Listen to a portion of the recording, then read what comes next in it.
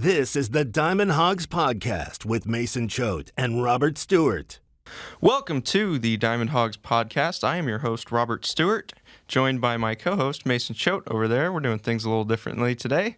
So, Mason, coming off a Missouri State loss Tuesday night, got a big series coming up with Auburn this weekend. Yes, we do, Robert, and I'm sure you surprised a lot of people there with your voice, not my voice. It was kind of loud, too. You went a little loud. We're going to have to edit that, pull that audio down, but it's okay. It's okay. You're just making me do more work post-editing. But I'm trying to make a statement here. Well, we got a great episode today. Who do we have on? We've got Kendall Diggs, the hero of Saturday night's victory against Ole Miss, had the 3-run walk-off home run.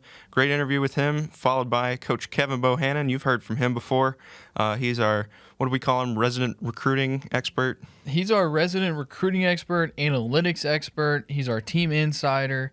And basically everything, I said this, but everything that we're too stupid to understand or talk about, we bring him on to do that because he knows baseball way more than we do. So yeah, and you can definitely hear that when he speaks. So be sure to stick around for that interview. And let's get into it. We gotta tell you about where you can find us, which of course is on the Hit That Line podcast network. Bear with us, ladies and gentlemen. Robert is the host today, so it's going to be a little bit of a crappy episode. I mean, you wanted to do this, so.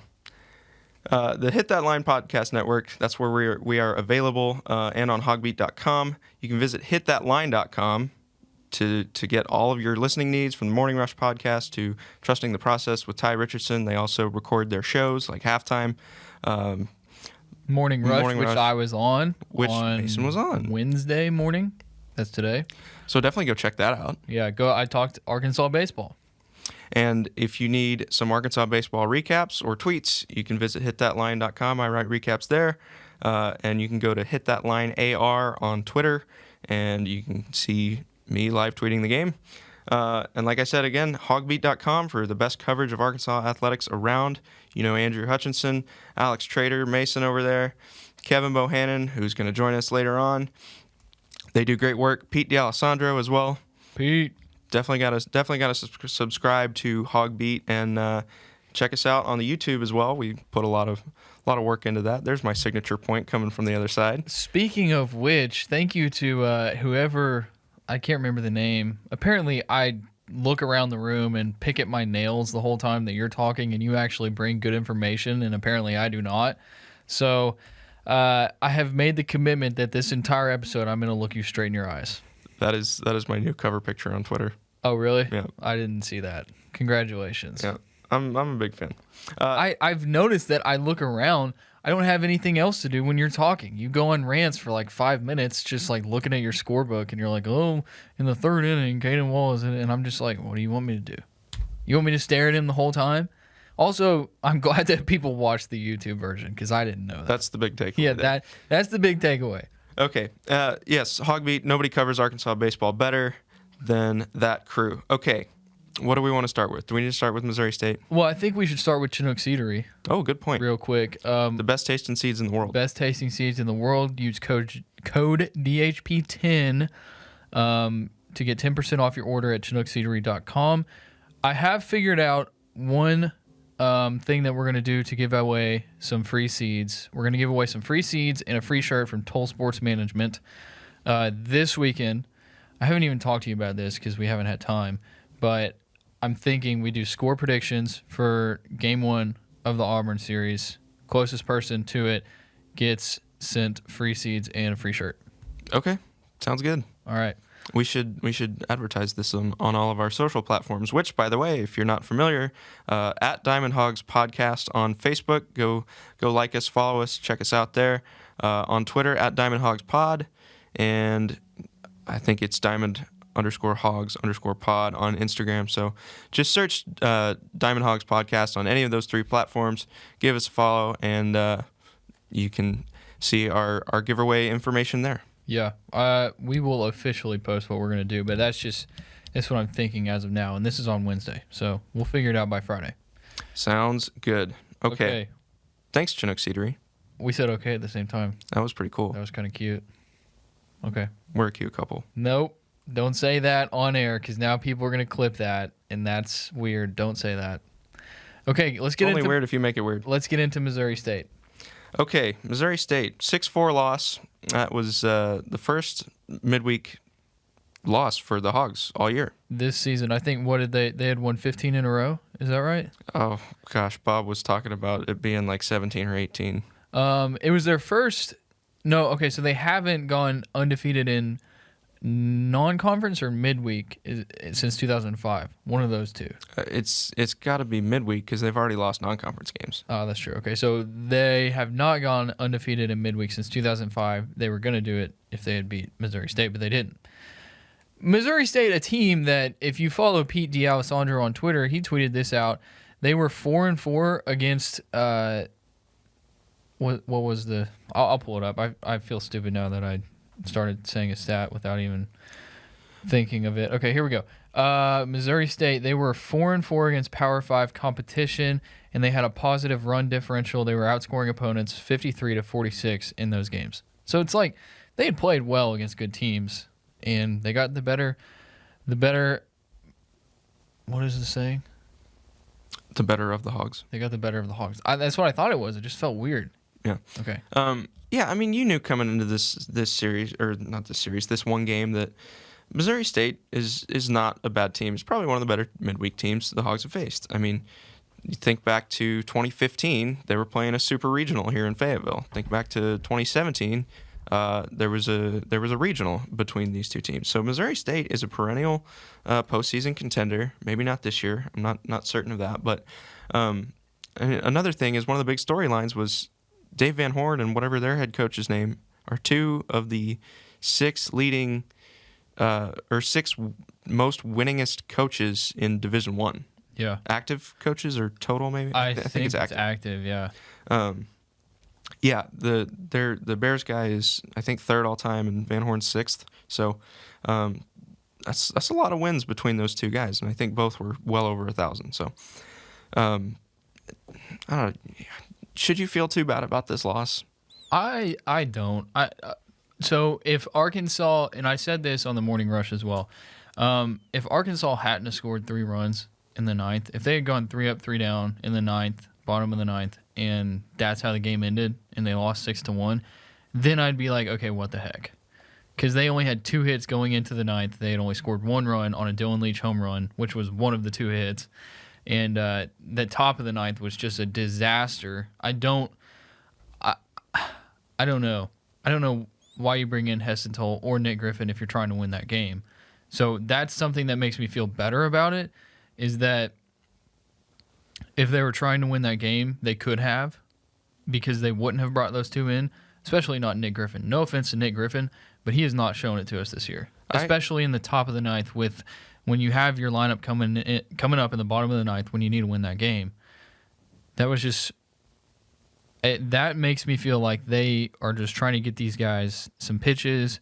They weren't really focused so much on winning. Of course they want to win the game, but I felt like they valued the experience, getting experience for Hessenthal and Nick Griffin over winning. Or maybe they thought Nick Griffin would come in and do good. I don't know. Well, I mean, think about this too. Like in the postgame, Dave Van Horn said we didn't want to have Morris throw too many pitches, right? Because he had thrown 2 innings by that point, both scoreless. Like Kevin Bohannon says later in the episode, got his ERA under 1. That's very, very impressive. But at the same time, as well as he's been throwing, you got to save him for the weekend. You can't burn his arm out on a Tuesday, right? This game is pretty inconsequential, so. If they're looking at it that way, that's probably why you bring in Hessenthal, Nick Griffin, Elijah Tress for the 9th inning.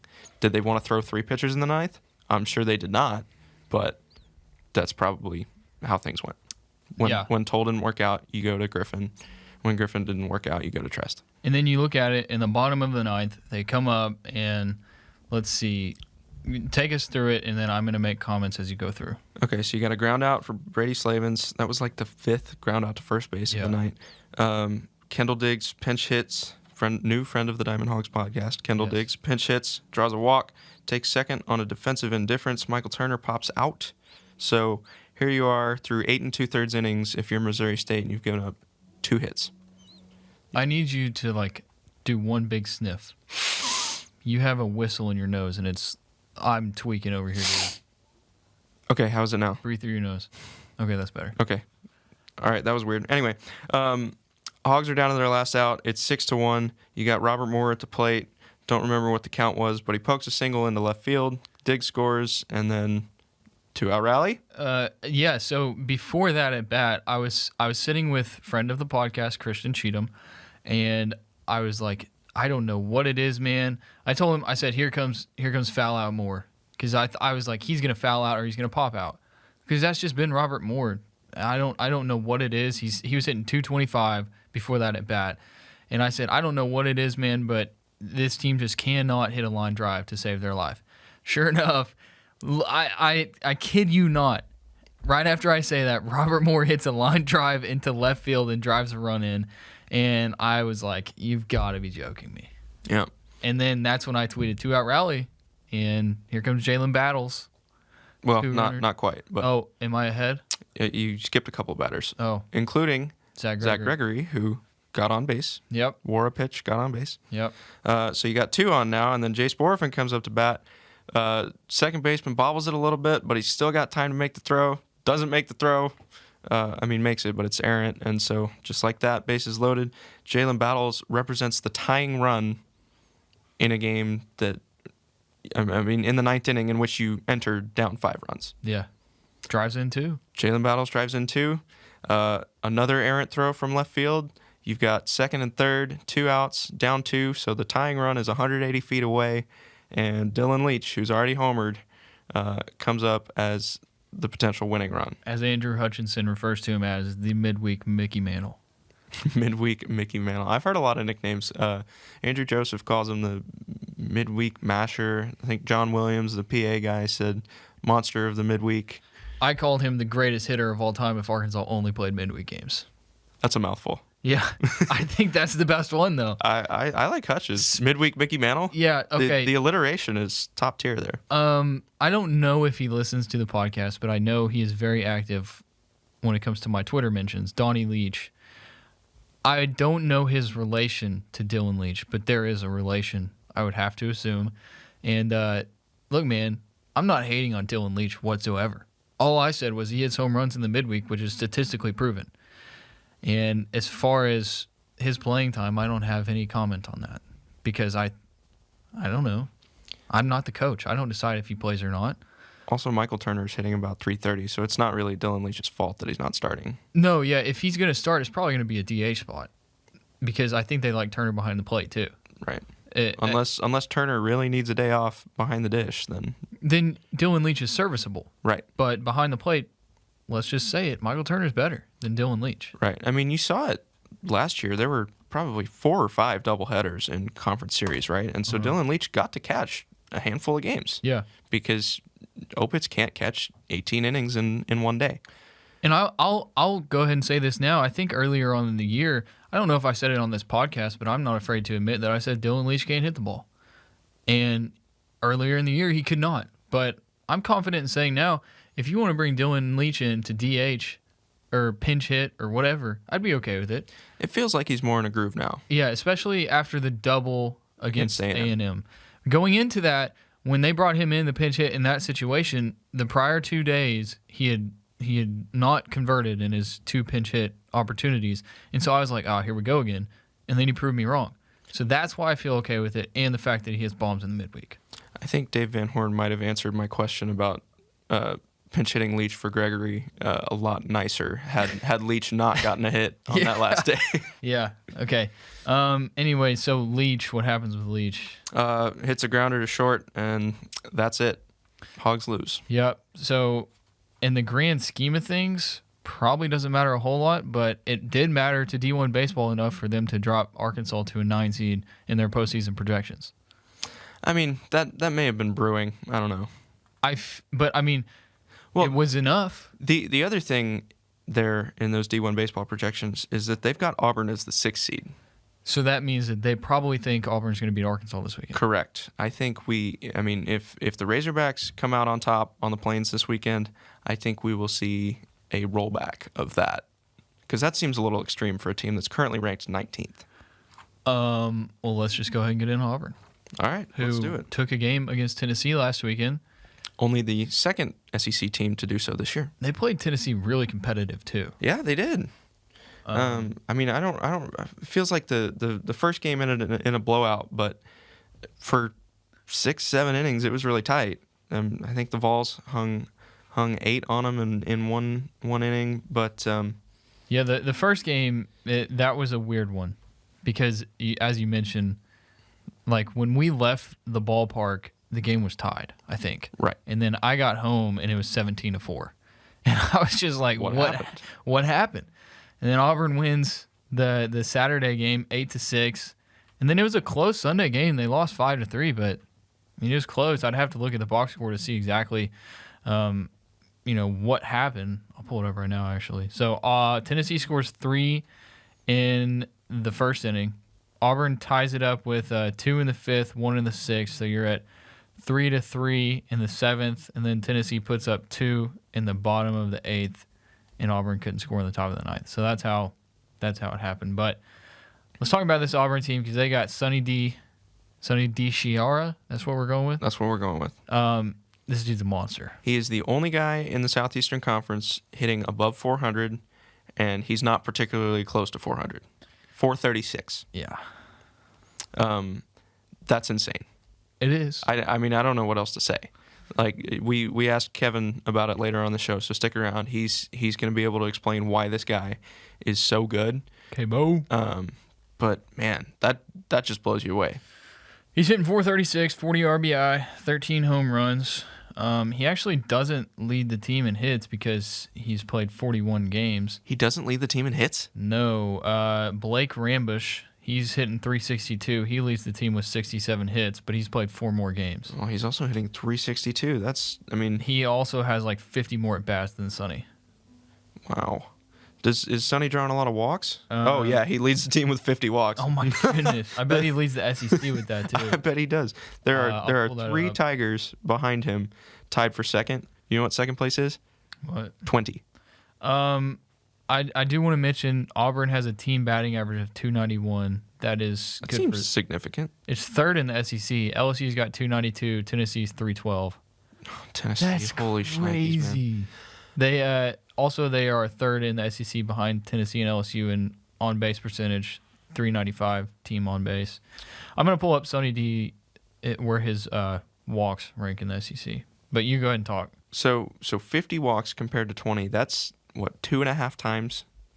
I think that's 2.5 times second place. That's crazy. OPS 1.439. We've mentioned this before. Slugging 842. That is absurdly close to 1,500, which is unheard of. I mean, to be over 1,000 is incredible. Yeah. 1,400? So Rambush actually leads the SEC with 67 hits. Really? Yeah. Where's walks? Again, this dude's hitting 362, OPS of 915. Here we go. Sonny D, 50 walks. That leads the SEC. Of course it does. How close? Second is Judd Fabian. He's got 46. Oh, so pretty close. Yeah. Anybody from Arkansas? Wallace, 29. That's tied for 14th. That's the closest Arkansas batter. Yeah, that lines up, I think. Gregory, let's go to on base. See where Gregory's at on base. Who hasn't? I think Dave Van Horn might hate Zack Gregory. I think he might, and I hate to say it, but the first pitcher for Auburn is left-handed, so he may not start on Friday. Sonny leads the SEC with a 597 on base. Almost 60% of the time, he's on base Every time. Thank you for going there. Yeah, this dude is just, and he's playing. You look at it. He played Tennessee. He played South Carolina, Mississippi State, Vandy, LSU, Texas A&M, Ole Miss. So it's not like this dude is just, playing crappy opponents. Right. He's an everyday starter. That's crazy. Yeah. Okay. Well, let's move on from him. Let's talk about the Auburn pitchers. Yes, let's do it. Who to expect. You kind of went through it before we started recording, but yeah, I've got the stats up here. Like I mentioned, their ace is a lefty named Hayden Mullins. He's 6 foot, 194. He's a junior. Don't remember if the Hogs faced him at Baum last year. But the interesting thing about Mr. Mullins to me is that his longest outing of the season is 5 1/3.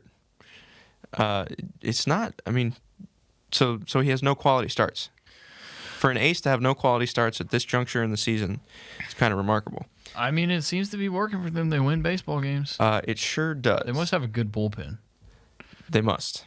I haven't even. Have you looked at the bullpen? We probably don't have time to get into that. That's fine. Okay. But just know that that's a distinct possibility heading into this weekend. Okay, so Hayden Mullins got a mere 5 outs against Tennessee last week. Only gave up a run, 1 earned run, two runs total, 1 hit, 1 walk, 1 strikeout. How many pitches did he throw? Does it show? 29. He threw 29 pitches. Did he get hurt? Are you asking? I mean, not that I expect you to have an answer, No, but I don't cover our Auburn baseball. We probably honestly we should probably do more research on opposing teams.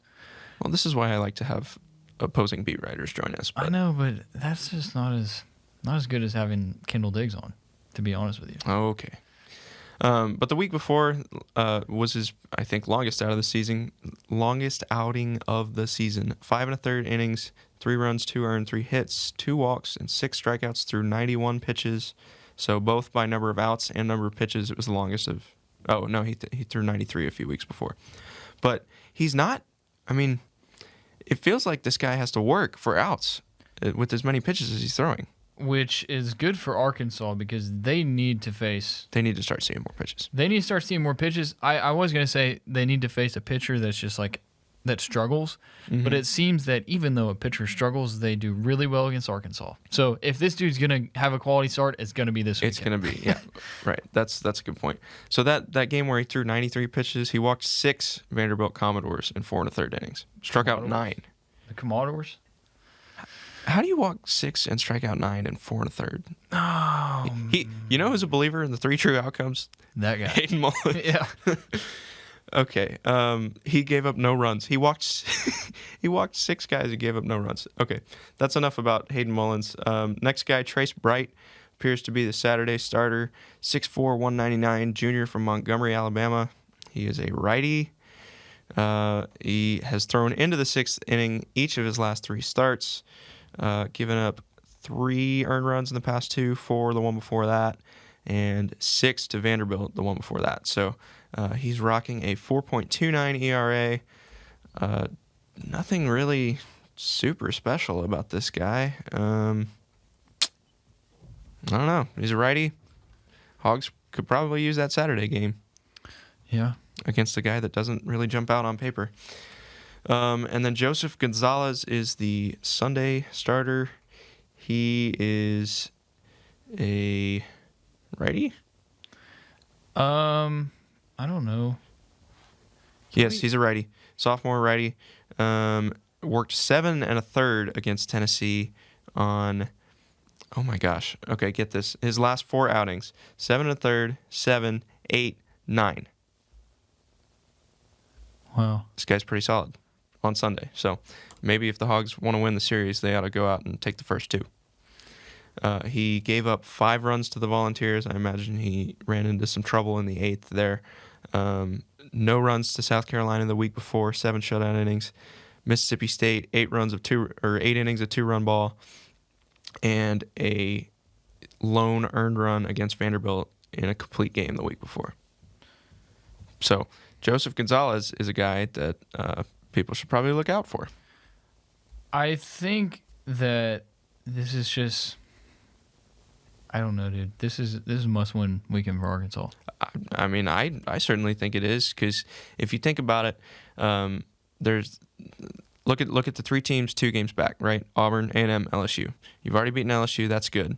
You lost to A&M. That's not. You probably need the second tiebreaker with Auburn. Yeah. And Auburn beat A&M at A&M, so they already have that tiebreaker. Correct. So, and the other thing too is A&M and LSU aren't exactly playing top-tier opponents this week. LSU's got Alabama, who just got swept by South Carolina. South Carolina, who will be playing Texas A&M, and we know the Gamecocks as a wildly inconsistent team. I think Auburn swept them, right? Or took 2 out of 3? One of the 2. So, don't really know what to expect from this Gamecock team, but I mean, the opportunity for the Aggies and the LSU Tigers to gain ground this week is there. So the Hogs really do need to come out on top. Yeah. Okay, that's enough of Auburn because we've got 2 interviews we got to get to. Yeah, let's get to them.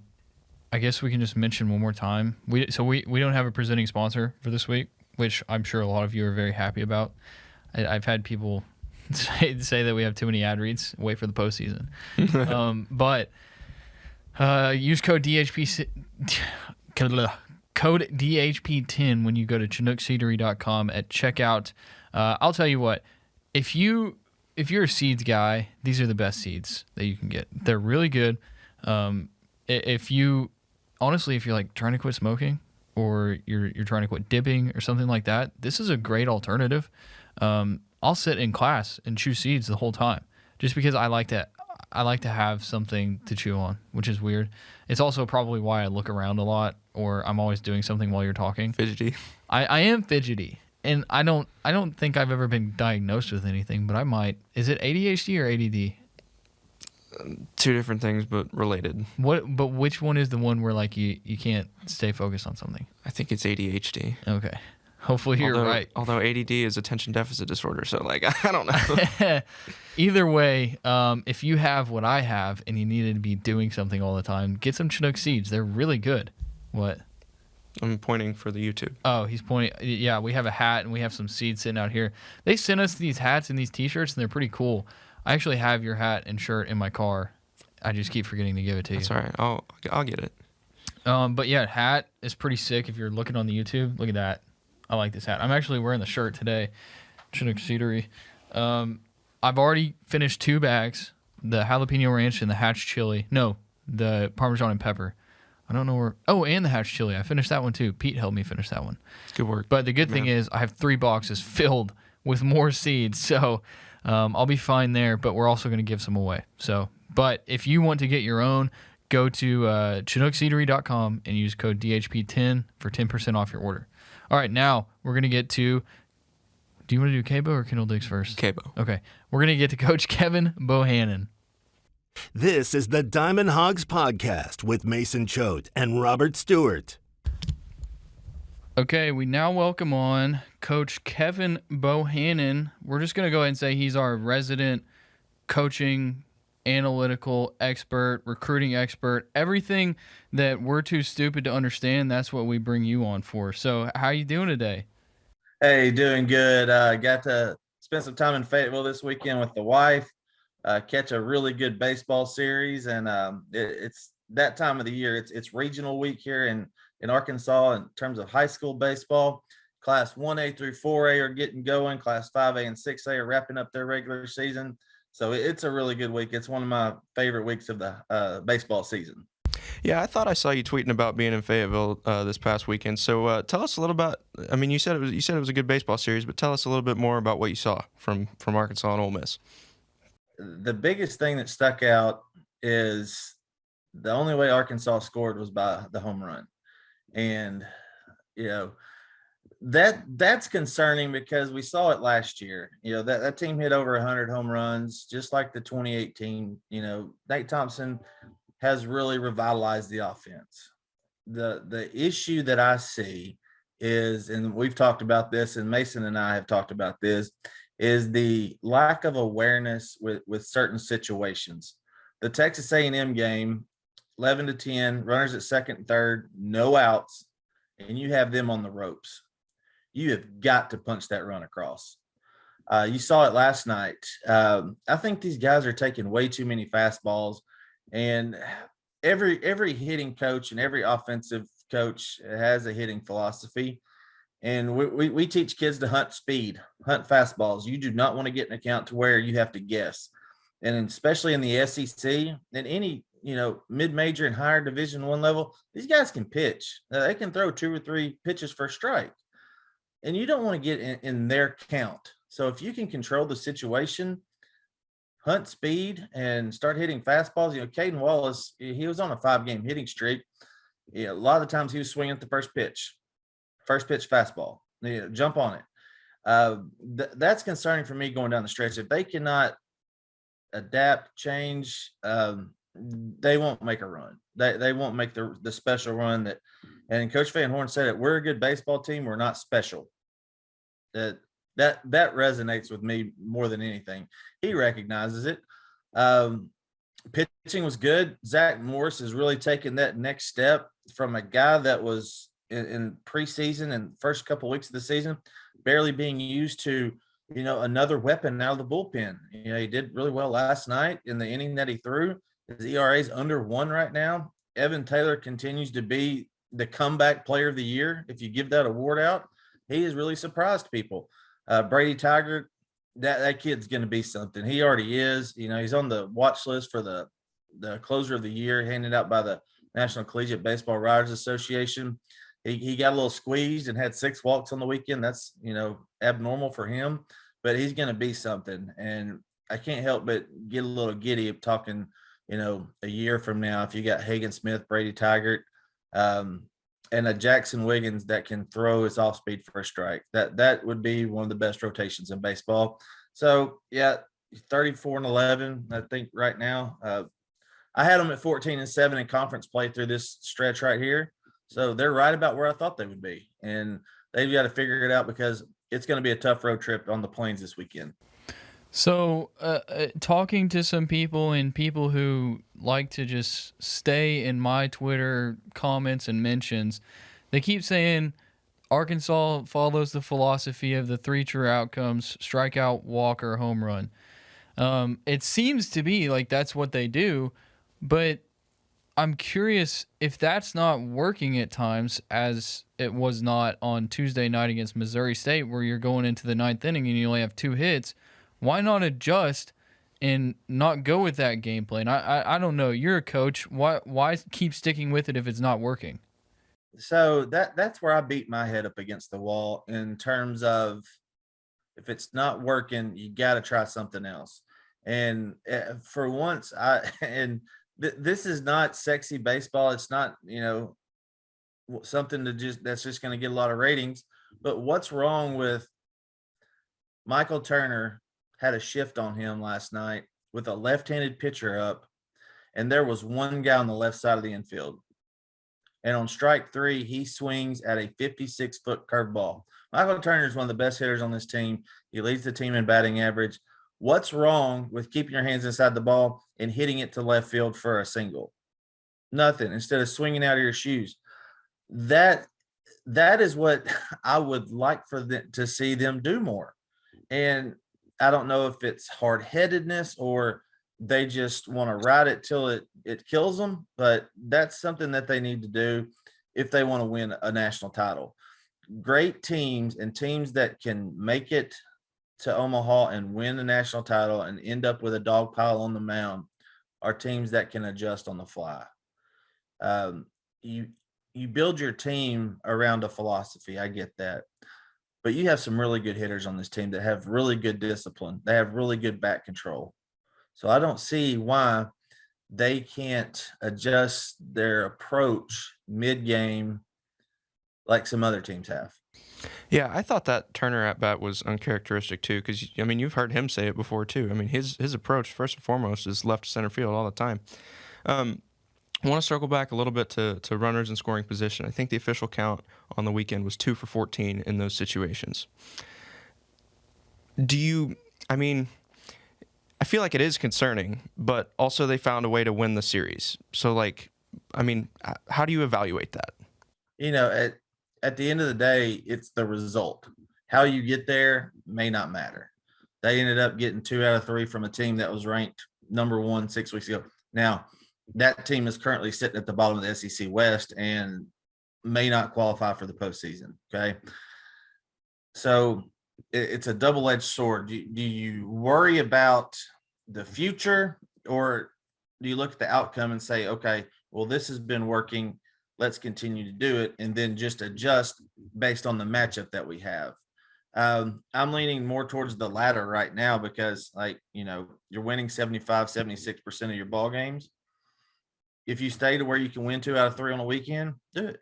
That's going to get you where you need to be later on. And they'll adjust going. It's good that they're getting a little bit more pitching depth. I think that really helps. I would not be surprised if you see a different starter on Sunday this week. You saw that Coach Van Horn had a little bit quicker trigger this past weekend. Once it got to 3 runs, and Ole Miss was a bad matchup for Jackson Wiggins. We saw it last year. They jump on fastballs. They can hit. They struggle with off-speed stuff.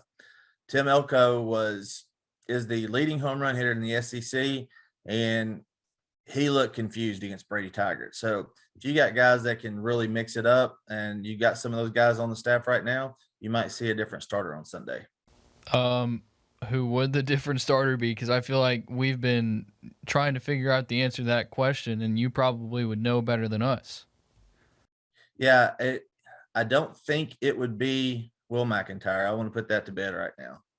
Okay. I think Will is somebody that is on his way to being effective and able to help out on the weekend.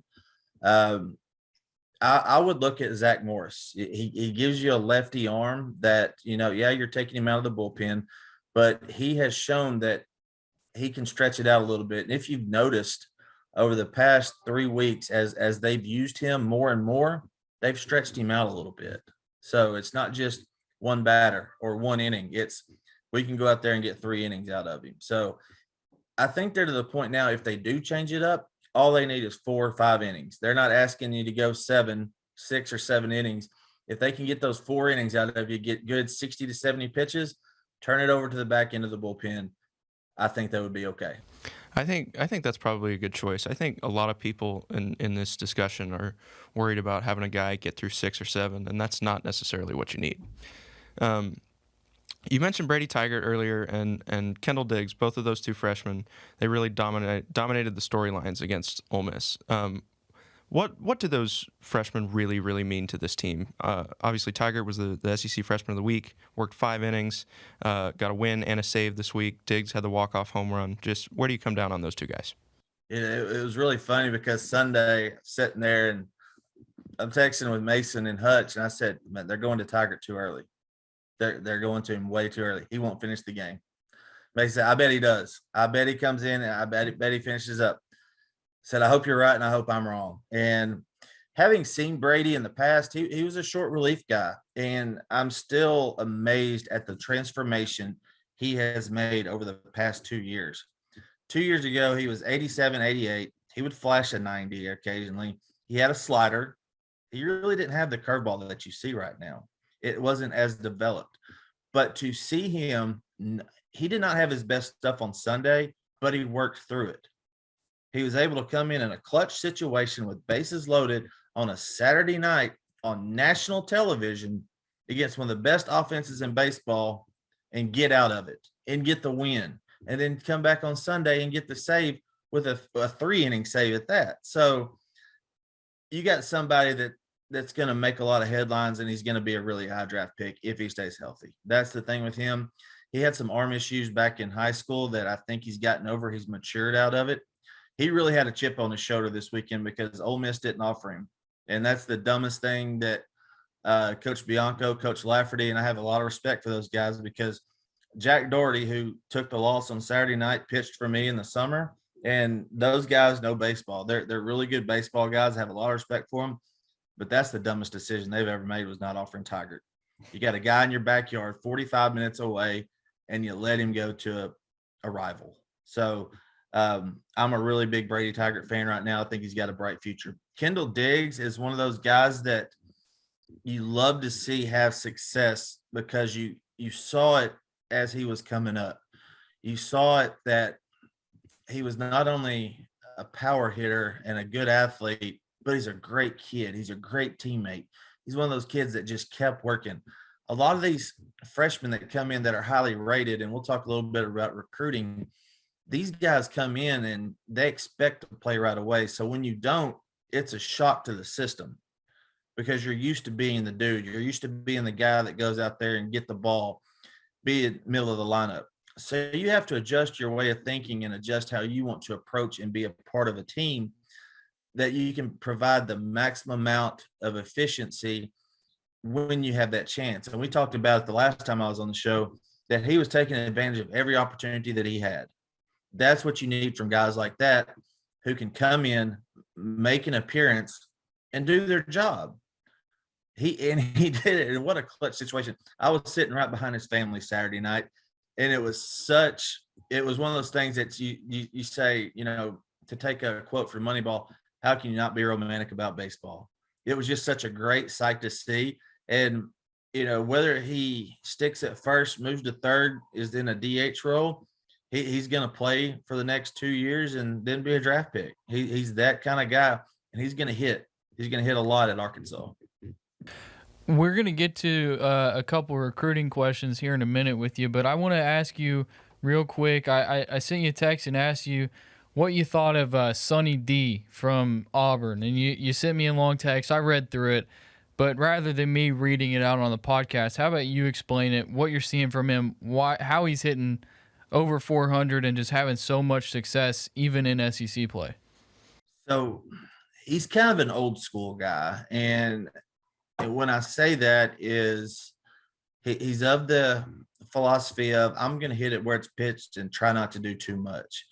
He played in the SoCon, which is an offensive league. You got guys that aren't really consistent with their velocity. You may have 2 or 3 guys that can bump 90, 93.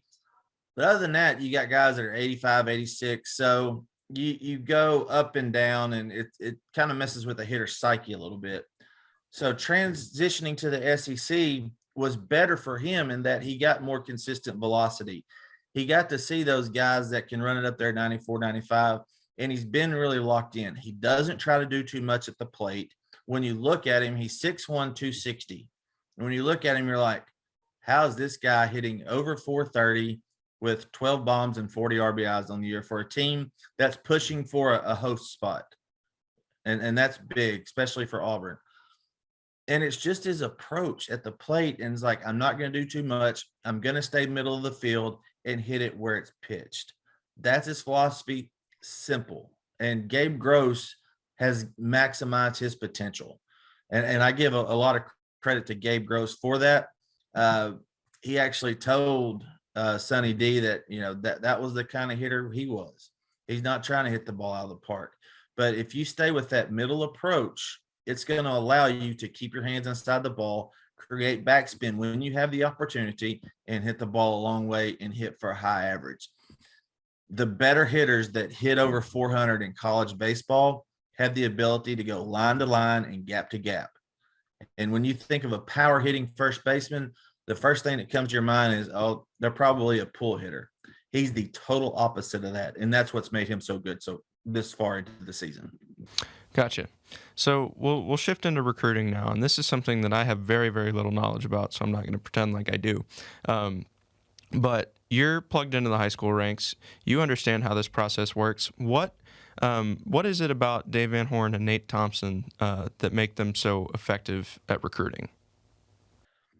First of all, the program that Coach Van Horn has built over the last 20 years has put them in the blue blood conversation. And I consider Arkansas a blue blood in baseball now.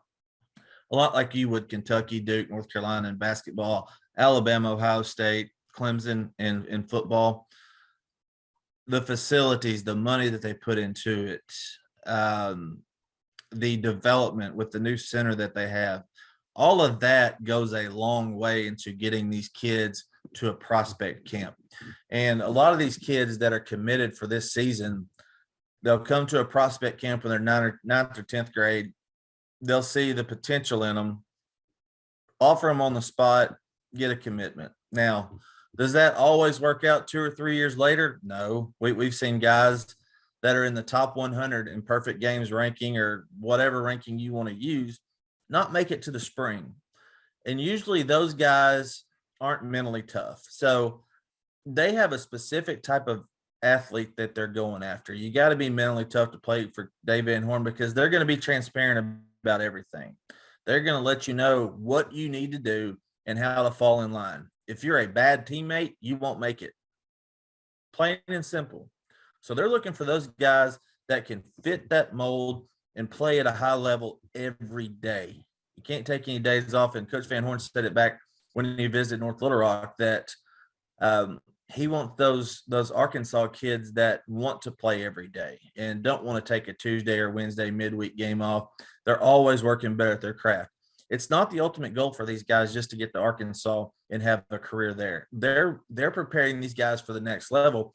Just like in the summer, I'm preparing these guys for the next level. We're treating our program like a collegiate program. We're coaching these guys like they're already in college because that's what they need to expect. The learning curve lessens at that moment.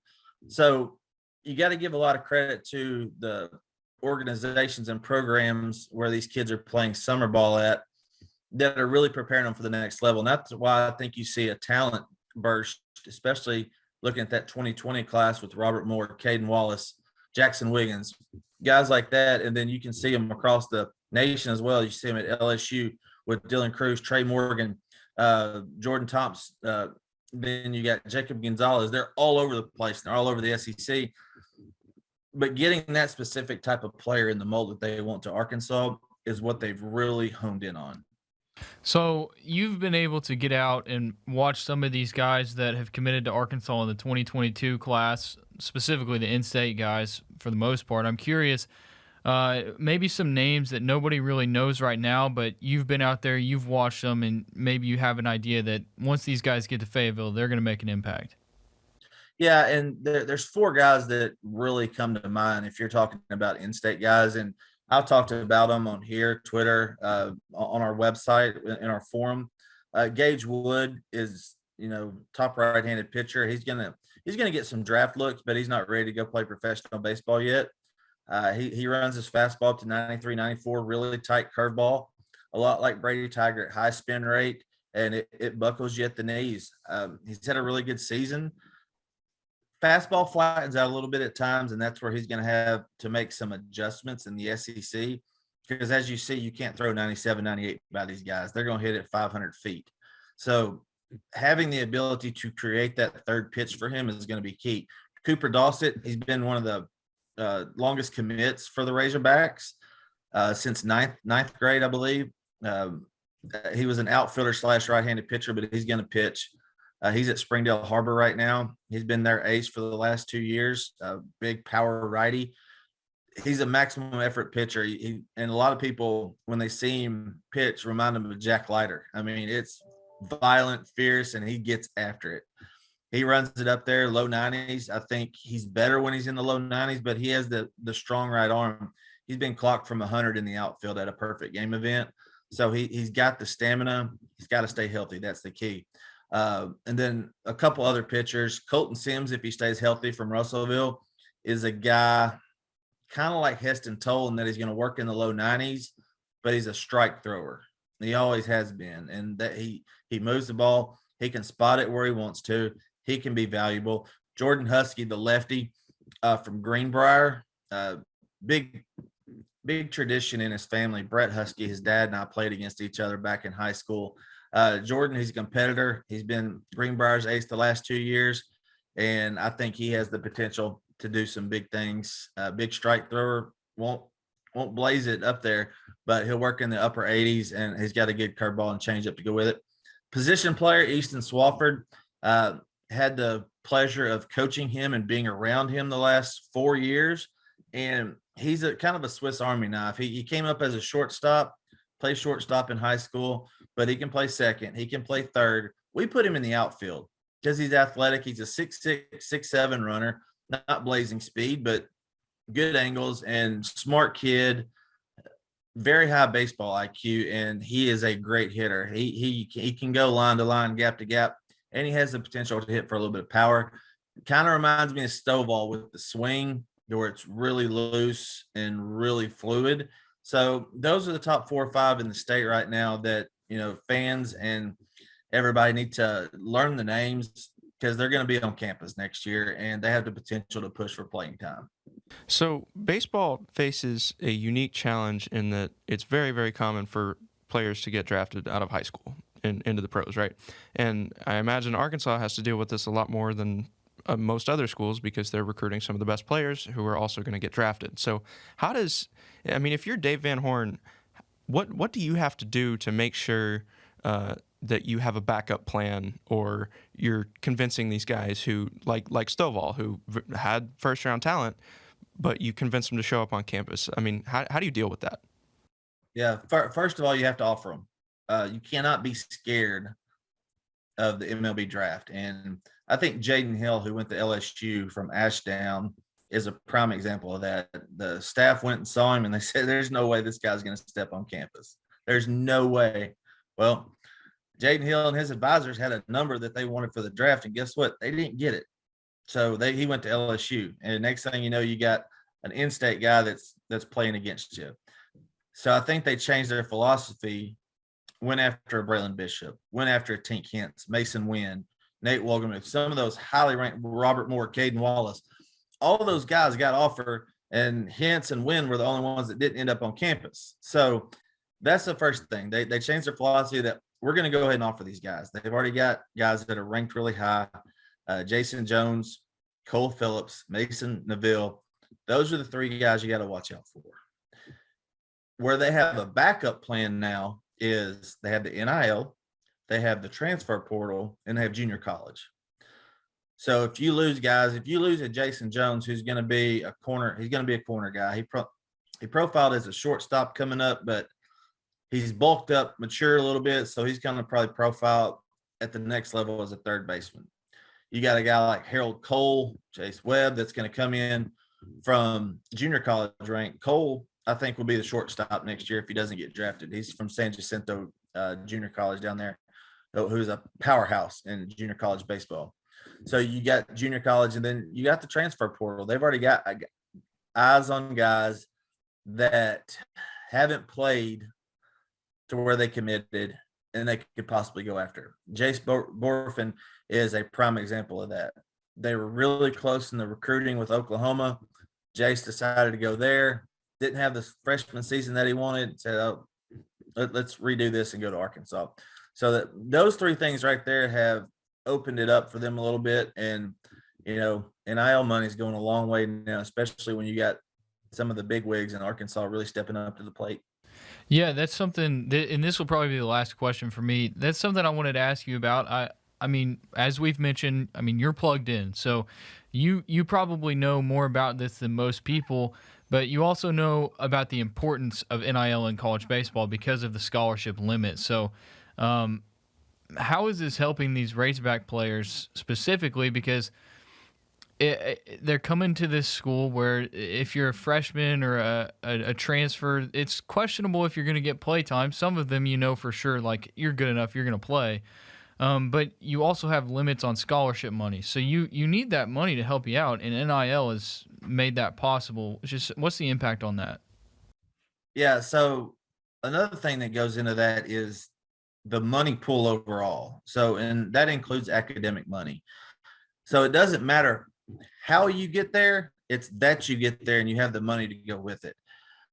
They say that you cannot you can't do an NIL deal before you get to school. But we've seen, and things have been leaked through the media, that some of those deals have been in place. Now, I don't see Coach Van Horn or Coach Thompson or Coach Hobbs saying, hey, young man, if you come here, we've got something set up that we can get you $20,000 a year. And because of that, we're going to be able to offer your scholarship to another guy at 50 or 70%. So you can take this money. How does that sound? I don't think those conversations happen. I think they have the potential. And when they go on recruiting visits and take their official visits, just like they visit the academic advisor, they can visit the NIL office now and see what they're doing for players of a same profile. So if you got somebody like Jason Jones, he's ranked 25th in the nation, just like Caden Wallace. He's a top 25 player, big power bat, good infielder. Okay, may be able to do something right there if I want to pass up a 4th or 5th round draft pick and take a chance on getting in the 1st or 2nd round 2 or 3 years from now. So the pool of money is getting bigger, and I think that's the biggest thing that gets some of these kids on campus, that they're able to open another financial, another revenue stream to get these kids up there. All right. last one for me here. We got to talk about this Auburn series. It's just the second ranked conference opponents that the Hogs have played all year. Tigers are just 2 games back in the standings. What do the Razorbacks have to do to beat Auburn and take command in the SEC West this week? We've kind of talked about it throughout the show that they have to limit what Auburn does great. And this is a team that has the potential to get on a run and get on a roll. So they have to limit the big inning. Arkansas has been playing really good defense of late. I think they've turned 11 or 12 double plays in the last 4 games. And that's what you wanted to see out of this infield. And I think that Coach Van Horn I think he's still going to play with the lineup a little bit. You saw this past weekend when he took Lanzelli out. He's taking Gregory out now. You got Jason there. You put Kendall Diggs in to give him a shot. I think, and when you're at game 45 going into 47, 48, you still haven't figured out your lineup, that, maybe that's a good thing. Maybe they got some guys that are doing some things that are really catching their eye, like Kendall Diggs, that they're going to be able to give a chance. So Connor Nolan has to keep the ball down. That's priority 1. When he stays down in the zone, mixes it up, has that slider cutter working, he's untouchable. We've seen that. He left a couple balls in the middle of the plate against Ole Miss. Wasn't really that big of a deal. He kind of got squeezed a little bit. They all did this weekend, in my opinion. So I think we're all right on Friday. Saturday, Hagan, you got to give it to that kid. He's a competitor. After he gave up the home run to Elko, he could have folded up shop and said, let's go. But he bared down. That was the overlooked thing of that Ole Miss series is Hagan went 6 innings and only gave up 2 runs. Even though they were getting some good wood on him. The ball that TJ McCants hit still hasn't landed. I heard it off the bat, never knew where it went, but I knew it was gone because I saw the outfield out there. So, with those 2, and then, if you can limit the bullpen on the first 2 games, it may be a Johnny Holstaff on Sunday to where you can possibly go for it. I think, they had the potential to take 2 out of 3. I don't see a sweep either way, but it wouldn't surprise me if Auburn takes 2 out of 3 because they're that hot right now. All right. Well, Coach Kevin Bohannon, thank you for joining us. Thank you for your time. And we're definitely going to have you on again. So looking forward to that. Hey, guys, keep up the great work. I appreciate it. Thank you. This is the Diamond Hogs Podcast with Mason Choate and Robert Stewart.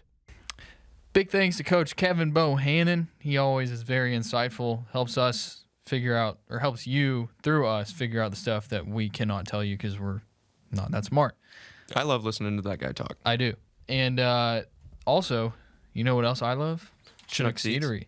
Chinook Seedery. Use code DHP10 at checkout for 10% off your order. It is worth it. I promise you. You can get some starter packs. Like, you can get custom packs. You can get a I don't think it's technically called a starter pack, but it's where you can order it and just test the flavors.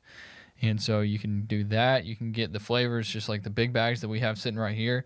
Or you can get the gear that we have too. They sell these hats on their website. They also sell the shirts on their website, and they're pretty sick. So, you know who else is a Chinook Seeds ambassador? Who? First round NFL draft pick, Traylon Burks. Zack Morris as well. He is Zack Morris, who's now sporting a sub-1 ERA. He is. Okay, now we're going to get to someone who is on the team as well, Kendall Diggs.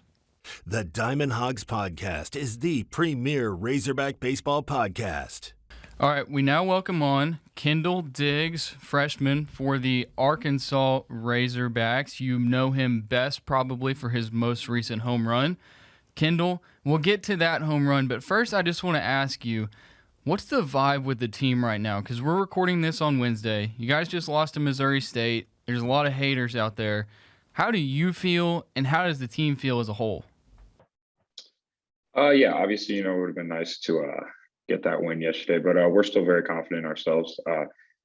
Really just, looking forward to this next couple of weeks. These are huge for us. We know that, and we believe in ourselves, and we think we can, we can go in, whether it's Auburn, Alabama, all those types of places, and get the job done.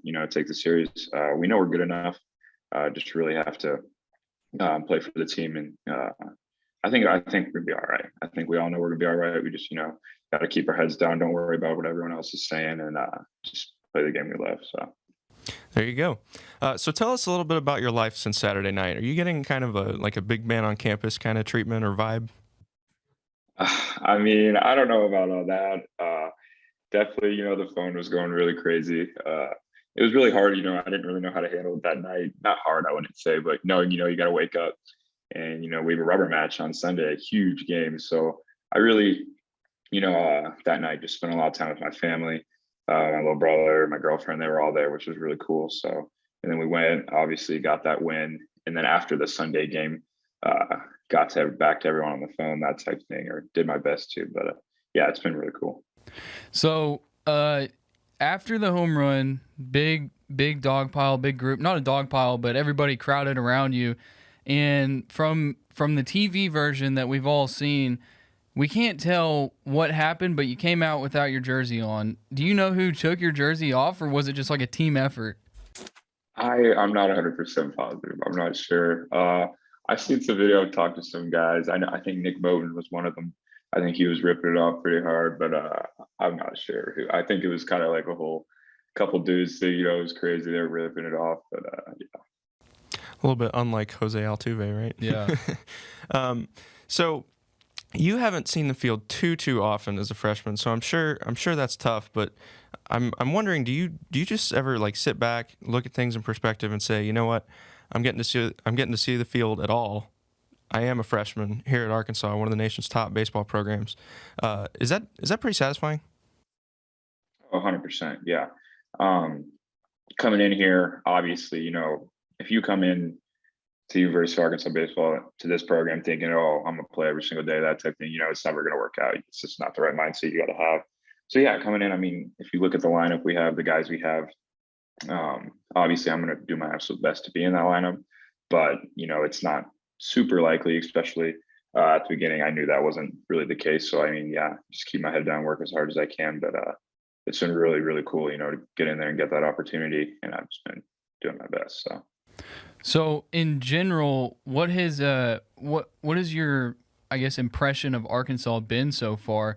You're a Kansas guy, and I wouldn't say Arkansas is super different, but Fayetteville is a little bit different. And just how are you I don't know, connecting to the university? Because you're a freshman, and everybody we've had on has been here for a while, or they're already in the majors or the minors, and we haven't had a freshman on. So I'm curious how things are going for you.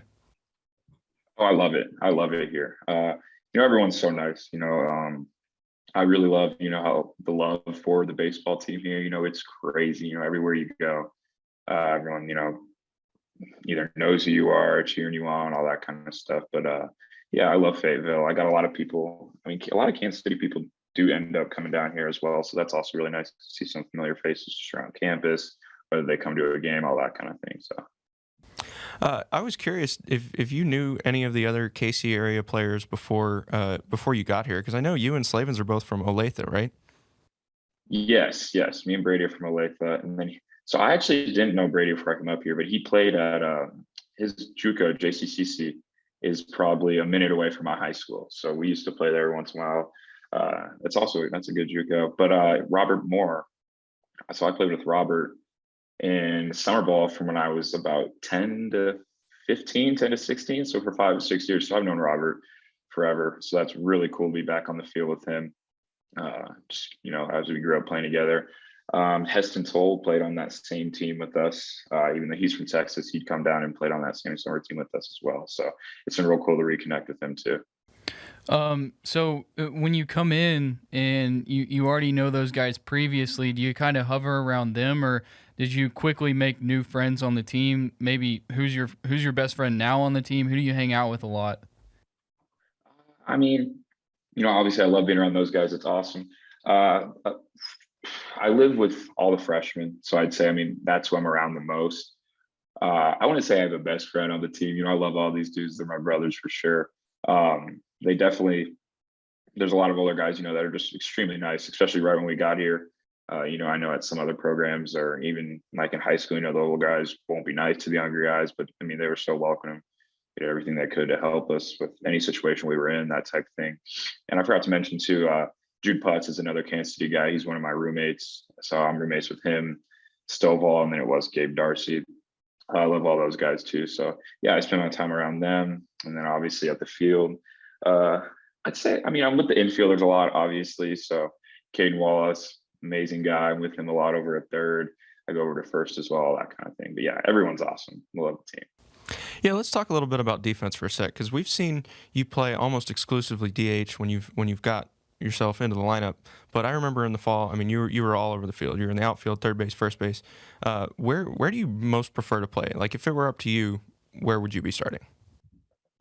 If you would ask me this question, I'd say 5 or 6 months ago, I'd say third base, just because that's what I've played for as long as I can remember. But I mean, um, excuse me. Ever since I've been here, coach, he's made me or wanted me to do, I'll take all the reps at third, and then I'll go over to first and take all those reps there. And now it's like I take so many reps at both places. I really don't prefer one or the other. So third or first for sure. I mean, it goes the same with outfield. Obviously, I don't think that's where I'm going to pan out, but I can play outfield too. I have, periodically throughout my career, I really like it out there, but definitely I'd say first or third, either one. I love them both.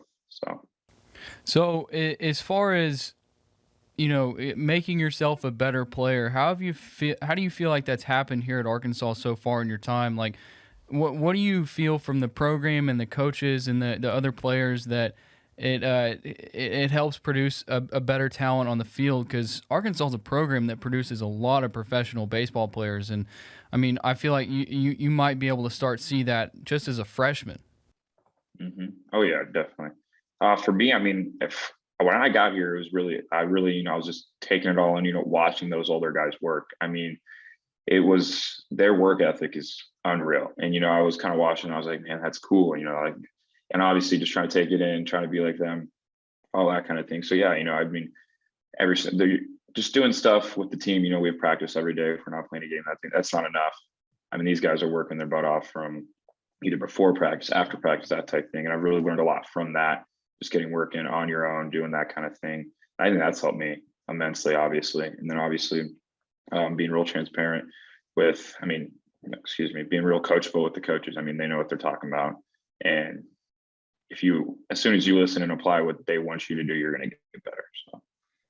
So I want to circle back to the haters. We asked you about this first, but as somebody who wasn't on the 2021 team that won every series, and the expectation was number one all the time, you don't really have that to compare it to. So I mean, what's your assessment of how things are going in 2022? Because there are a lot of haters right now. Yeah, there are, and we don't pay any attention to it. We shouldn't. I mean, we know who we are. We're a great team. I think the season's going amazing. I think it's doing great. Obviously, it's baseball. There's going to be ups and downs. We haven't reached our full potential, which I look at as a positive. I mean, we have a little bit of time left, and it's going to be awesome if we hit it in a week or two. That'd be perfect. But yeah, we know our potential, and I think season's been going really well, and I think it's going to get even better. That's what the people need to hear. That is what the people need to hear. That's kind of what I've been saying to people, because they can't reach out. They could reach out to you. You might not respond. So they then reach out to the media members who cover the team, and they're like, dude, what's going on? And we all just sit here and we're like, they're fine. They're a good baseball team. And so I like that from a player perspective, somebody who's in there, you understand that, which we wouldn't expect anything less. So, Kendall, I'm curious, what do you do off the field when you're not playing baseball, when you're not at the facility? What are you doing? Oh, I mean, a lot of homework. That first semester was definitely it was kind of a lot to juggle right at first, especially, it was just a lot for me. Obviously, it's after a couple of weeks adjusted really well, but my grades have shot up this semester, which is good. So I spent a lot of time on that. My girlfriend goes here. She went to the same high school as me as well. So I spent a lot of time with her. And then just my roommates too, we just hang out, watch baseball, not a whole lot, when we're not at the field, that type of thing. It's really, we're big, just resting, getting the body right, getting ready for the next game, practice, that type of thing. But yeah, I'd say just, hanging out.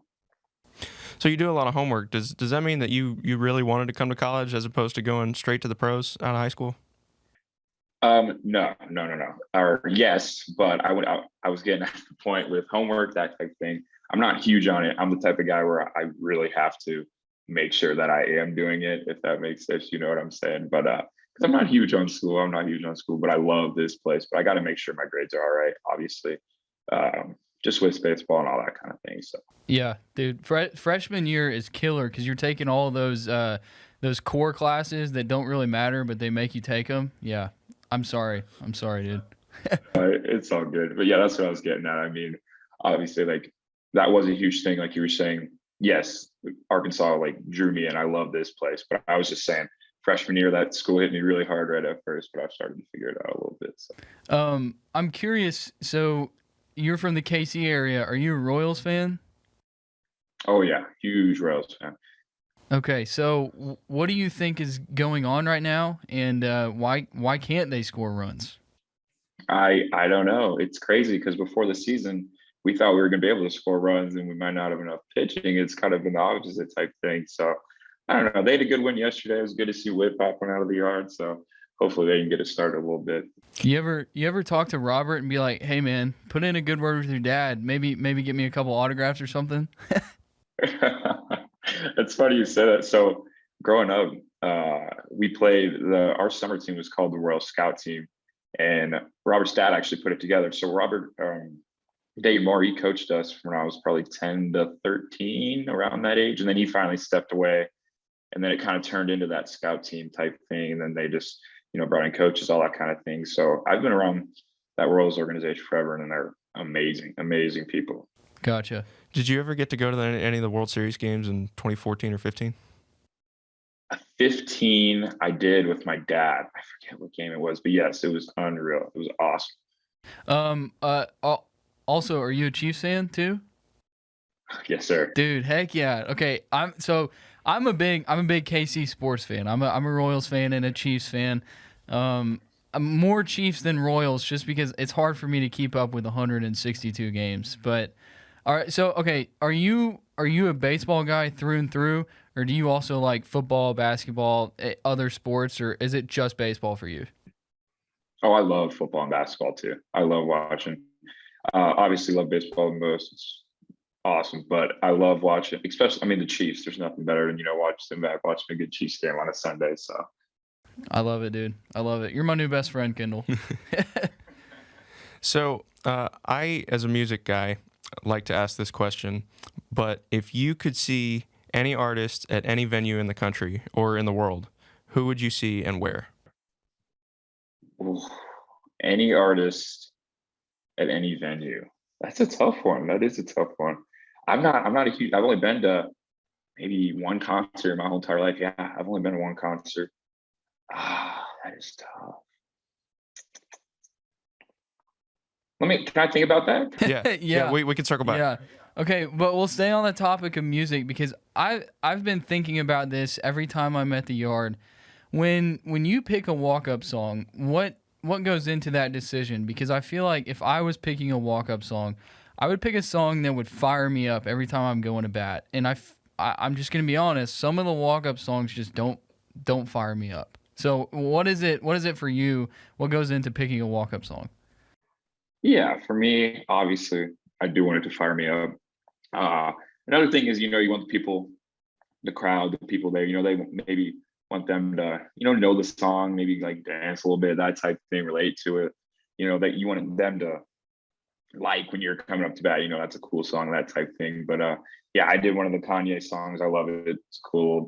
It's got a little bass drop. It'll get you going a little bit, that type of thing. But yeah, I didn't want to do anything too. Something I thought about is just like something that's, that's got a lot of profanity, that type of thing. And it's just not really a good look. I know a lot of the other guys are saying the same thing, just don't be dumb about it, that type of thing. So we were talking to Evan Taylor last week, and he was telling us when we go to Hoover, we have to bring golf clubs. Are you a big golfer at all? I was. I'd say I definitely picked it up too. Like when that COVID hit really hard when I was in high school, that type thing. That was kind of a hobby I picked up. My buddies, we just go golf, that type thing. But I haven't been golfing in, probably ever since I came here. Honestly, I haven't.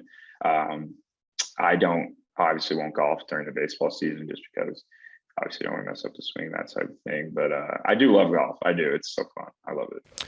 No Yoenis Cespedes type stuff. You remember that? A few years ago, he was like on the injured list, and somebody found him on the golf course, something like that. I don't remember that. Anyways, we got to wrap this up, but I want to ask you real quick. You guys are about to hit the road. You're going to play Auburn. It's been a struggle on the road this season, especially the past 2 road games, Florida A&M, or series, not games.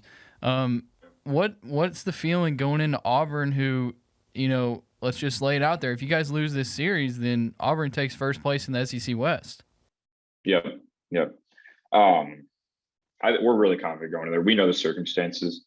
We had just talking, with the coaches, all that type of thing, we're just looking at the future now. It's in the past, is in the past. So I think we're going to go out there this weekend, with a statement to prove, we know how good we are. And I think it's a good weekend to, show everyone what we're capable of. So. All right. Have you come up with your dream concert yet? I got a couple. So I like country, not huge on it, but I went to a Garth Brooks concert last year, and that was pretty cool. It was at Arrowhead actually. So that was awesome. I'd like to see, I like Lil Baby. I don't know if he's a rapper. I think it'd just be cool, to see what one of those concerts would be like, to, maybe with a couple of buddies or something like that. So there you go. All right. Actually, I got to ask you one more. I'm assuming you've been to plenty of Chiefs games, correct? Yes. Okay. What's the most memorable Chiefs game that you've been to? Ooh, let's see. I went to, we were playing it was the Titans. I think it was the Titans. Might have been 2 years ago. So I've been to, there's 2 games I remember. I can remember one when Deshaun Watson was on the Texans. It was a very good game. That was a couple of years ago. And then last year, I went to a playoff game with one of my buddies, and I forget, it was an early game. Anyways, they're both, I think the Chiefs won by a lot on both of them, so it wasn't like a huge something like that. But every single game you go to there is unreal. It's touchdown scores, you can't even hear yourself think. It's so loud in that place. But yeah, it's really cool. I'm hoping I can get back for a game sometime here soon again next season. So sounds good. I think I was at that one that you said with Watson. It was the divisional game when they made the Super Bowl run, and they started off, they were down 24-0, and they came back and won. Yeah, that game was sick, dude. That was crazy. That's it. That one was longer ago, so I was kind of having trouble remembering it a little bit. But yeah, that was a crazy game. That was fun for sure. Yeah. Well, Kendall, thank you so much for your time, man, and we wish you the best of luck moving forward. And anytime you want to come back on, you're more than welcome to, man. Awesome, guys. I appreciate y'all. All right. Thanks, a good Kendall. one. Of course, you too. The Diamond Hogs Podcast is the premier Razorback baseball podcast. Big thanks to Kendall Diggs, first freshman, and he does not talk like a freshman. Certainly does not. And so Kendall and Kevin Bohannon were both brought to you by the Encore Group. We were actually talking about the Encore Group in class the other day, Robert. Yes, we were. What was the context? I can't remember. Whatever. Anyways, but you know the Encore Group because we talk about them every single week, and for a good reason, because if you're trying to sell your home, there's nobody you should use other than the Encore Group, especially if you're in Central Arkansas.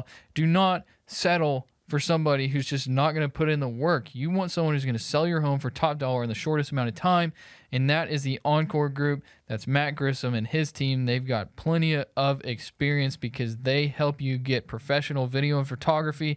They get your home show ready. They create custom signage, and they just go above and beyond to help market your home. As always, do not settle for a bunt. This should be their new slogan. Do not settle for a bunt when it comes to selling your home. Call the Encore Group for a Grand Slam experience. For more information or to receive a pre-property evaluation proposal, visit sellingarkansas.com. You're getting better at that. I feel like the last time I did it was better. Okay, Encore Group, thank you for sponsoring our interviews. All right, Auburn this weekend. 7 o'clock Friday, SEC Network Plus. By the way, Bark at the Park was a success. Saw some dogs fighting. That was great. Was it? It was great. It was fun to watch. And there was plenty of barking going on. Bark at the bark. Bark at the park. Bark at the bark?